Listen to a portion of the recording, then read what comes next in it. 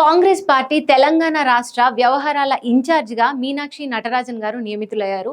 ఆవిడ మహారాష్ట్రకు చెందిన మాండ సౌర్ అనే లోక్సభ స్థానం నుంచి 2009 నుంచి 2014 వరకు ఎంపీగా ఉన్నారనమాట. ఆవిడ ఇప్పుడు మన తెలంగాణ రాష్ట్రానికి రావడం జరిగింది.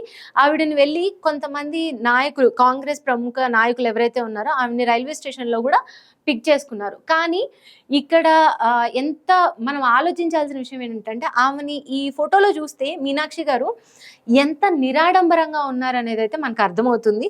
అండ్ ఒకసారి చూడండి ఎంత నార్మల్గా వచ్చేసారో, ఒక హ్యాండ్ బ్యాగ్ అండ్ ఒక బ్యాక్ ప్యాక్ వేసుకొని వచ్చేసారు రైల్వే స్టేషన్కి.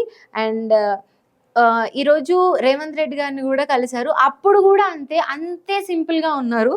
అండ్ మళ్ళీ మనం చూస్తే ఆవిడ వచ్చినప్పుడు కూడా ఎంత నార్మల్గా వచ్చారనేది కూడా చూస్తే అర్థమవుతుంది మనకి. చూడండి ఎంత ఏం హడావిడి లేదు, ఏం లేదు, నార్మల్గా ఇట్లా స్టెప్స్ ఎక్కుతూ అట్లా అంతా వెళ్ళిపోయారు.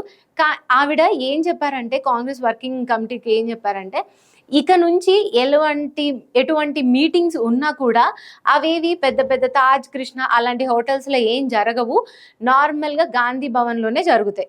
ఇలా ఎటువంటి హంగు ఆర్భాటాలు అయితే ఏమి ఉండవు, నిరాడంబరంగా జరగాలి అని. అండ్ నా కోసం వచ్చేవాళ్ళు బొకేలు గికేలు అలాంటివి ఏమి తీసుకురావద్దు అనేది కూడా క్లియర్గా చెప్పేశారంట. ఆవిడని చూస్తే ఎంతో నేర్చుకోవాలి మనం. ఎంత పెద్ద పొజిషన్లో ఉండి కూడా ఎంత నిరాడంబరంగా బ్రతకాలి అనేది మనం అయితే నేర్చుకోవాలి.